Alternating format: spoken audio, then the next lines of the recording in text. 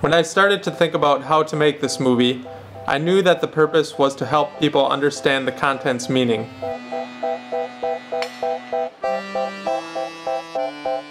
But when I thought about it some more, I realized that the most important thing making the movie is doing is that it's teaching me to understand myself.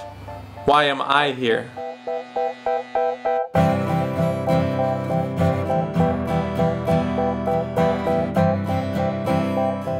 We all have busy schedules. We're making money to pay our bills, taking care of our kids, and solving the everyday problems of life. When we do talk with friends, we frequently talk about how we can make more money in the future so that we can buy a house and a car. We're in a constant mode of paying off debt. But at the end of the day, what's the point of it all? And are we really happy?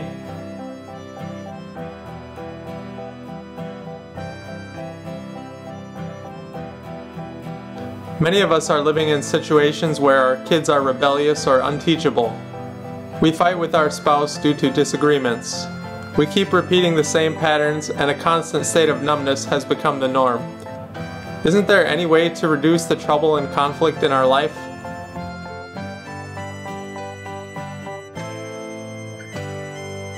From my experience, I have come to wonder, what is the real purpose of praying in church or chanting sutras at the temple? Is it for the sake of ceremony? Is it to change others? Or is it to change myself? If I am angry, delusional, and greedy when I enter the church or the temple, but don't understand the real purpose of prayer or chanting, then do I really get anything from being a part of these ceremonies?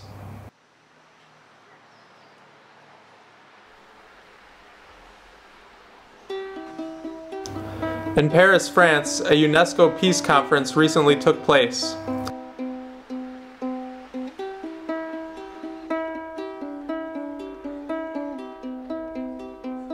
Leaders from the government, education, business, and the world's religions gathered together.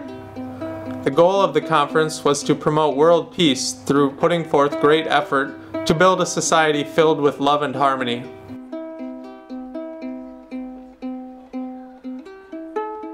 We were very lucky to be able to go to the UNESCO headquarters in Paris, France. We are sincerely hoping to hear something that touches us deep in our hearts and gives us the answers we seek. The conference first paid special tribute to the late Thai king, His Majesty Bhumibol Adulyadej, who passed away last year. The king reigned for more than 70 years, and his many royal projects helped millions of Thai people living in rural areas improve their lives through education, sustainable agriculture, improving the economy, and more. His Majesty was fondly known as the development king, and his approach to sustainable development was based on the sufficiency economy philosophy. His Majesty King Bhumibol's portraits are seen near the airport, in the street, in shops, and in cinemas in Bangkok. At the sight of the portrait, Thai people would join their palms, kneel down, and bow as a sign of respect for His Majesty. I was amazed to learn that the king worked tirelessly for decades visiting rural areas of Thailand in order to help the poor improve their lives. He spent a lot of time with the sick, and eventually became sick himself because of this. Despite becoming sick, he continued to visit the sick Thai people until one day he got so sick that he passed away.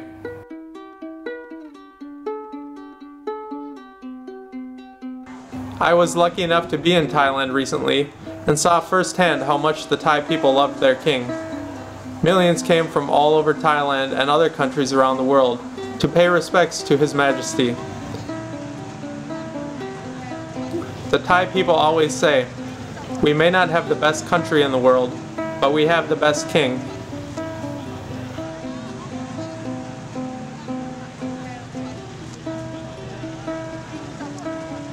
After learning about the King of Thailand, I really felt that he was a saint. He is someone worthy of emulating in today's turbulent world. I wondered about how the king thought. Some of the speakers talked about the king's mindset for improving Thailand. He proposed for politics the Buddhist principles of the Tosapit Rajatan, the principles of the righteous ruler, the righteous king. And secondly, he proposed sufficiency economy principles. Each of these things is taken from the Buddha's teachings and applied to the problems of hard times. At the center of the Buddha's teaching is a recognition of an internal weakness. Our emotions give rise to destabilization and unsustainability inside ourselves. They cut us off from flourishing and from a sense that all things are going well. They interpose their powers to build a wall between us and what is around us, preventing us from benefiting from reality. But the wall is not outside. The wall is only in our minds and hearts.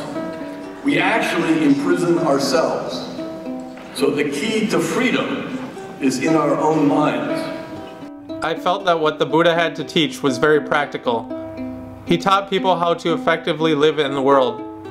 As an American, I think his teachings could be very useful in my country. Although monetarily we are one of the richest countries in the world, we are also one of the most depressed. I really enjoyed the talk by film producer Titus Lieber, who talked about how the real problem of today's world is not climate change, it is the thoughts people are having, the mental pollution. There's probably no better path than the Buddhist path to work against that, towards an ecology of the mind, an ecology which takes care of how we perceive things, not only how we do them, but how, according to Buddhist teachings, we perceive and we conceive our thoughts and our actions, because action is only coming after we perceive them in our inner thing. Perhaps the first step to having a happier life is to first change our own minds and hearts. But how do we do this? What are some practical ways of changing ourselves? And how do we know if we are really becoming better? We all think we are the hero of our own life, but if we think in this way, how can we be sure we aren't causing others harm? The truth is, we discriminate against others.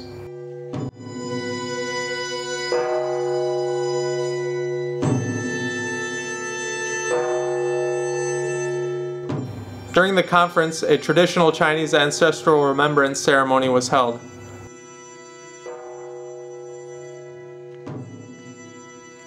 Throughout history, the Chinese people have attached particular importance to remembering ancestors. But why? As the respected Professor Jing Kong teaches, all conflicts stem from the family. A person who has conflicts with their parents or siblings will inevitably have conflicts with others. By respecting and loving our parents and siblings, extending this to respecting elders, such love and respect can bring harmony to our community, can extend to harmony in our country, and ultimately the world. The Analects of Confucius explains, let there be careful attention to performing the funeral rites to parents, and let them be commemorated with ancestral remembrance ceremonies. Through this, the people will recover their innate virtue. If we can organize our parents' funerals carefully and remember our ancestors, social customers will naturally become honest. Why is this? If a person always keeps their ancestors in mind and can commemorate them regularly, how can they possibly not look after their parents? Learn how to be a good son, and one will know how to be a good father. Learn how to be a good subordinate, and one will know how to be a good leader. Learn how to serve people properly, and one will know how to appoint people to appropriate tasks. According to Chinese philosophy, of all the virtues, filial piety is the most important. When we respect and love our ancestors, our parents, and our siblings, we will naturally respect and love others. After the ancestral remembrance ceremony, we spoke with Peter Erzman, an American living in Paris, about his views of the ceremony. He said that this was the first time he'd ever attended a large ancestral remembrance ceremony. He thought it was very interesting, and it made him reflect on what Westerners and his family does to remember their own ancestors. Christmas is a time of year that people in the West look at photos and remember family, but it's not a set thing, and it's definitely not like the ceremony this morning. The ceremony as a whole was very different from Western culture. During the ceremony, a drum, a bell, and a small band playing traditional instruments were used. As a music person, Peter enjoyed seeing those elements of music. The very slow pace of the ceremony was striking. The goal of the ceremony seemed to be to put people into a reflective mood. There is a Chinese saying that goes, "If the family lives in harmony, all affairs will prosper." We've all heard how psychological problems stem from the family. By respecting and commemorating our parents and ancestors, perhaps we can eliminate our selfish tendencies created in childhood, and in doing so change ourselves, our family, our community, and our world.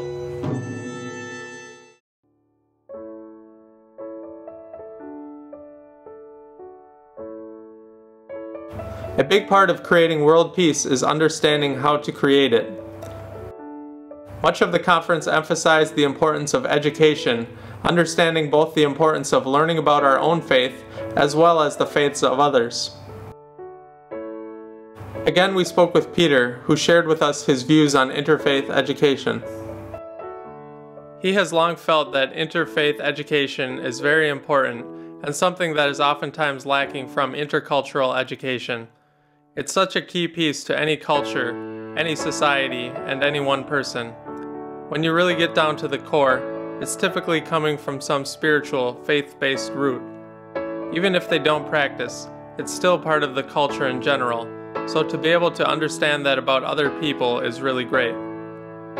These days, a lot of people have stepped away from their own faith. A lot of Westerners think about the wars and conflict that religions have caused, which has made them want to back off from it.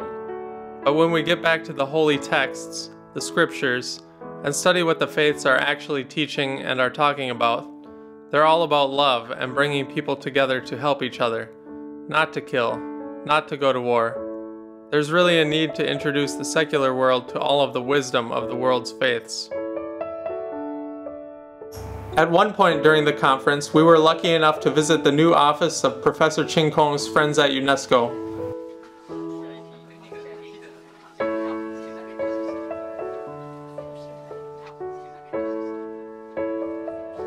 Professor Ching Kong is a Dharma teacher who has been using the internet and other media for more than 60 years to teach people how to correct ourselves and live in harmony with each other. 真心是一切法的源头。 I was really impressed that Master Ching Kong was using the internet and technology many years ago to teach people. Professor Ching Kong has been working with UNESCO for years in order to spread the message of love and harmony to the world. Hopefully his office will be used as a platform for connecting with people who have the goal of creating love and harmony in the world.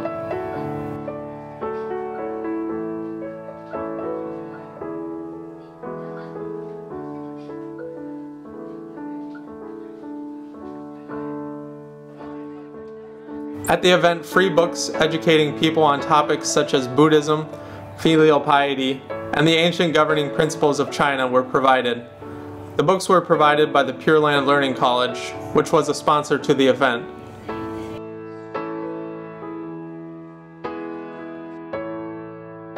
The film producer Titus Lieber introduced two multimedia visualization projects that promote the Buddha's teachings of peace.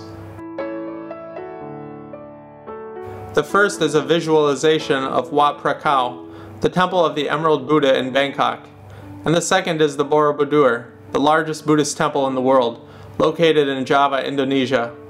By using computer technology, our learning becomes more interactive and a stronger impression is made.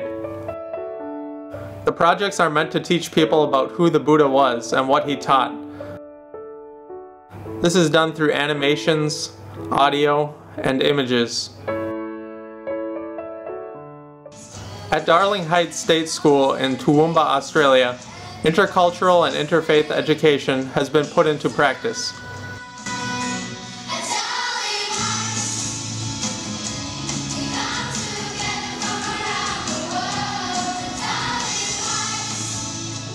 Its students come from more than 40 different countries. They represent dozens of different cultural backgrounds and languages. I feel that learning from others about how to bring about world peace and at the same time educating others is crucial for spreading world peace. During the conference, we learned about the power that the mind has to affect a person's environment. Water is showing us this.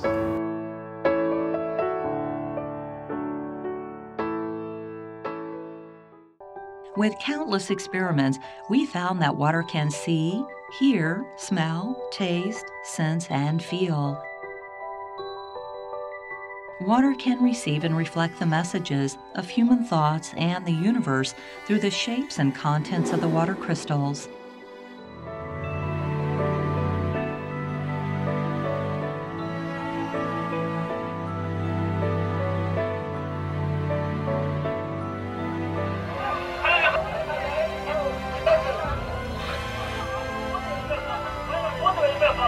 That people had stored the cockpit. We also learned that on one of the flights, the American Airlines flight that went into the World Trade Tower, the flight attendants... 我们起心动念，言语造作，谁知道？ According to the Buddhist Avatamsaka Sutra, all phenomena come from the mind. I think that through educating ourselves on how to create peace in our lives, we can finally create peace in society.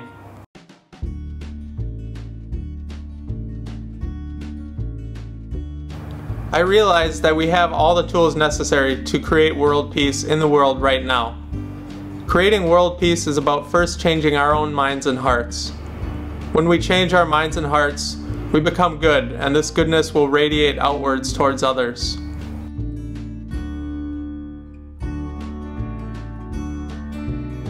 In order to create world peace, we must have interactions with others. No interaction leads to misunderstandings, which can turn into negativity and disasters. We create opportunities for ourselves and others by connecting with enterprises, other religious groups, musicians,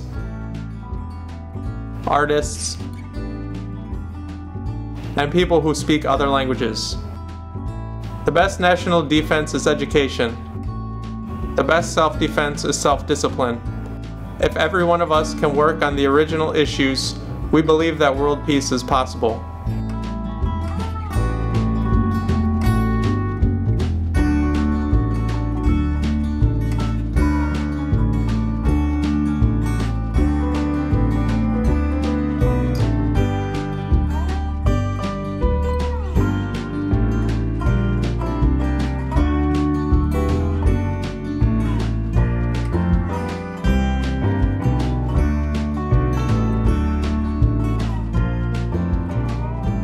World peace starts with me, in my own mind and heart. From here we connect with others through interaction and collaboration.